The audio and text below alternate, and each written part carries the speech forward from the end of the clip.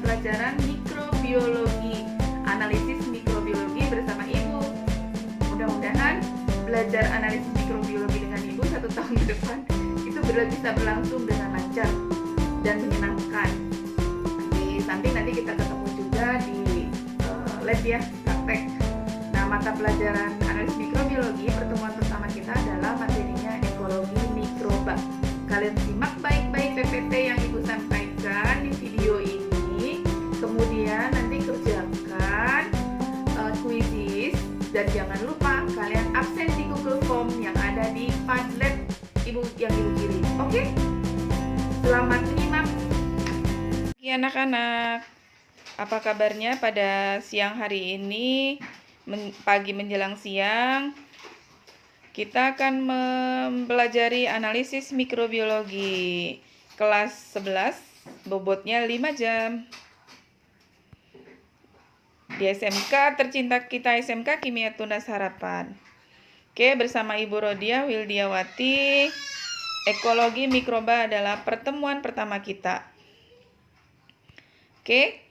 Seperti kita ketahui, nanti kalian bisa baca juga di modul kalau faktor-faktor yang mempengaruhi pertumbuhan mikroba dalam bahan pangan dapat bersifat fisik, kimia, atau biologis. Nah, karena itu dibagi menjadi 4. Yang pertama, faktor intrinsik, merupakan sifat fisik, kimia, dan struktur yang dimiliki oleh bahan pangan itu sendiri. Yang kedua, faktor ekstrinsik, kondisi lingkungan pada penanganan dan penyimpanan bahan pangan seperti suhu, kelembaban, dan susunan gas di atmosfer. Yang ketiga, faktor implisit, merupakan sifat yang dimiliki oleh mikroba itu sendiri. Dan yang terakhir adalah pengolahan, merupakan mikroba awal sebagai akibat pengolahan bahan pangan itu ada berapa jumlahnya. Dan ini adalah faktor intrinsik. Nah, kalau kita simpulkan, faktor-faktornya itu ada 4, intrinsik, ekstrinsik, implisit, dan pengolahan. Oke, selanjutnya kita bahas faktor intrinsik. Faktor intrinsik yang pertama adalah kandungan nutrisi. Kemudian nilai pH, aktivitas air, AW, potensial reduksi oksidasi, senyawa antimikroba, dan struktur biologi. Jadi faktor-faktor yang mempengaruhi pertumbuhan mikroba, faktor intrinsik yang pertama yang ingin kita bahas.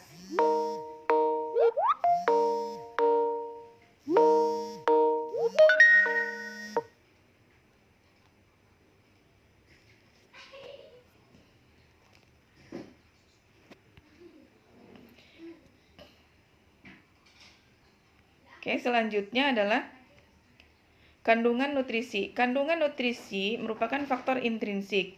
Fungsi utama nutrisi adalah sebagai sumber energi, pembentuk sel, akseptor elektron di dalam aksi menghasilkan energi.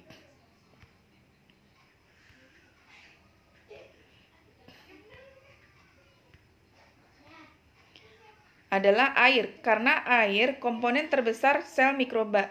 70-80% air itu berfungsi sebagai pelarut, pengangkut, dan tempat berlangsungnya reaksi biokimia.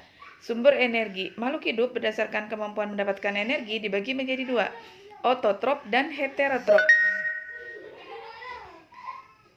Bakteri autotrop adalah bakteri yang mensintesis makanan organik mereka sendiri. Mendapatkan C dari CO2, fototrop menggunakan hidrogen dari hidrogen sulfida, amonia, hidrogen adalah bakteri litotrop. Bakteri autotrop adalah bakteri yang tidak dapat mensintesis makanan mereka sendiri. C-nya berasal dari senyawa karbon organik, enzim eksogen disekresikan untuk menguraikan bahan organik kompleks menjadi sederhana, biasanya saprofit, menguraikan bahan organik aerob dan aerob. Nah, nutrisi yang berikutnya adalah sumber karbon, yang C. Karbon merupakan bagian dari sitoplasma, enzim, dan dinding sel, termasuk dalam cadangan di dalam sel. Bakteri mendapatkan sumber karbon bisa berasal dari karbohidrat atau dari asam. Nah, kalau kita lihat, karbohidrat itu adalah gula, monosakarida, disakarida, dan polisakarida. Monosakarida, glukosa bisa dibagi menjadi glukosa dan maltosa, sukrosa dan sukrosa, glutamat, galaktosa plus sukrosa, pembagian karbohidrat. Nanti kalian bisa baca di kimia organik bagaimana pembagian karbohidrat yang lebih lengkapnya ya.